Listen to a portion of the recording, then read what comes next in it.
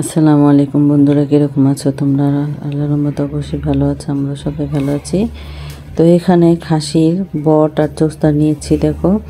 তো এখন খাসির বটটা একবারে সাজিয়ে বসিয়ে দিব।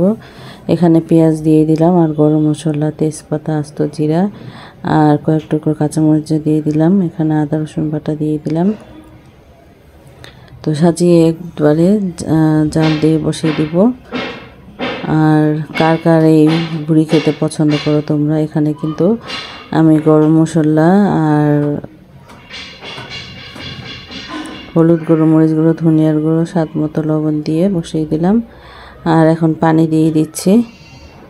তো একদম সাজিয়ে বসিয়ে দিয়েছি। এখন নাড়াচাড়া দিয়ে মশলাটাকে মিশিয়ে নিব।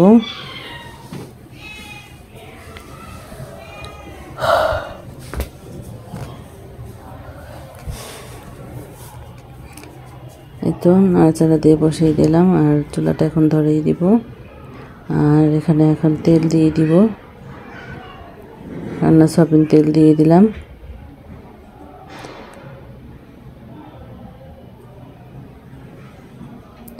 তেলটা মাংস ভাজা ছিল আর এই তেলটা দিয়ে দিলাম। তো তেল যদি পরে লাগে তারপরে দিয়ে নিব। এখানে দেখো বলক এসে পড়লো, বলক এসে পড়েছে। এখন সিদ্ধ করার জন্য রান্না করে নিব, ঢেকে রেখে দিব। আর ভাই বোনেরা দেশ বিদেশ থেকে যে যেখান থেকে দেখতেছে অসংখ্য অসংখ্য ধন্যবাদ সবাইকে, তোমাদেরকে। আর প্লিজ একটা লাইক দিয়ে পুরো ভিডিওটা দেখার অনুরোধ রইল। ঢাকনা দিয়ে ঢেকে রেখে দিলাম। তো সিদ্ধ হওয়ার জন্য দেখো অনেকটা সিদ্ধ হয়ে গিয়েছে আর অনেকটাই নরম হয়ে এসেছে। আর এখানে এখন আলু দিয়ে দিব।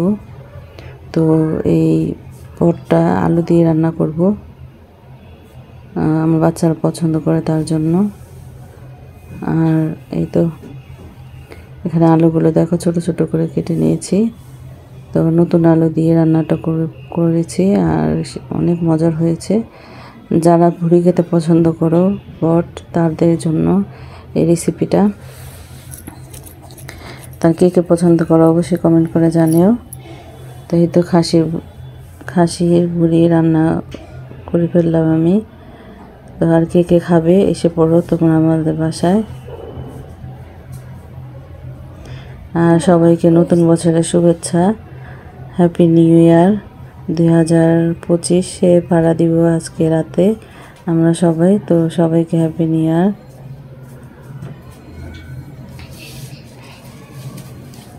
তো সিদ্ধ করার জন্য বসে দিলাম আর এই তো অনেকটা সিদ্ধ হয়ে গিয়েছে। তো আলুটাও সিদ্ধ হয়ে এসেছে।